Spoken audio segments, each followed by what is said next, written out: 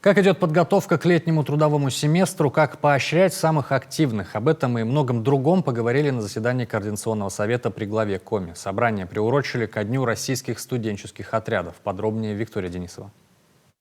74 отделения по всей стране, 240 тысяч молодых активистов. Речь о студенческих отрядах. Только в нашем регионе действующих обладателей бойцовок около 500. В этом году движение отмечает юбилей – 55 лет. На протяжении более полувека движение студенческих отрядов в нашей стране является одним из самых массовых.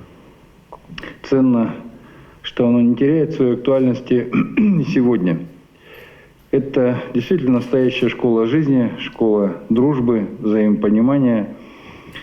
Бойцы стройотрядов не только работают на разных объектах в трудовые семестры, но и участвуют в общественной жизни и своих вузов, и республики. В Коми бойцы закреплены за двумя штабами – Ухтинским – Северяне и Сыктывкарским – Сысола. Анна Махотина – студотрядовец с 6-летним стажем. На этом поприще дослужилась до комиссара. Это дружба, это семья, это то, что здесь всегда есть поддержка, здесь единомышленники твои, с которым ты любые идеи можешь реализовать. Это про путешествия, потому что проводники, у нас путешествуют по России, что сервисные направления работают на морях, на югах, и педагоги тоже в летние лагеря могут выезжать на Черноморское побережье. В структуре студотрядов 6 направлений – строители, педагоги, проводники, сервисники, есть медиа и медицинские отряды. Готовиться к летнему семестру начали загодя. Ищут работодателей и новых студотрядовцев, проводят инструктажи и обучение, формируют командные составы. К слову о работодателях. С 15 уже договорились, а это детские лагеря, Северная железная дорога, Сыктывкарский вагонный участок, Министерство образования Коми.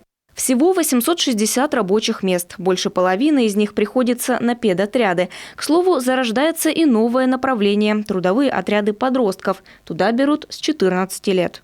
Сформирован трудовой отряд подростков из 30 человек в городе Сыктывкаре. Планируется формирование еще по одному отряду в городе Сыктывкаре и Ухте. Также были проведены переговоры с управлением образования города Сыктывкара. Договорились о трудоустройстве порядка 60, возможно, больше человек в рамках летних трудовых отрядов образовательной организации города Сыктывкара. Сегодня основными площадками для развития студотрядов считаются вузы Коми. С 28 февраля именно там начнется масштабная агитация. Здесь же проводят и форумы. К примеру, «Инноватика» на базе УГТУ. Кстати, в этом году 3,5 сотни бойцов пройдут спецобучение. Для этих целей есть грантовые деньги – 3,5 миллиона рублей. Стоит вопрос и о поощрении за работу. Работа под эгидой РСО, она дает, во-первых, преимущество как студентам, так и работодателям. Это, во-первых, и льготное налогообложение по оплате труда, потому что там льготная ставка налога. Я думаю, что и студентам бы было интереснее, когда у них зарплата, являясь членом РСО, будет выше. Между тем работают бойцы не только летом. В перерывах между парами студотрядовцы участвуют в проектах круглый год. Выходят в детские дома, приюты для бездомных животных, помогают чем могут. Участвуют и в патриотических акциях. Виктория Денисова, Алексей Паршуков, телеканал Юрган, Сыктывкар.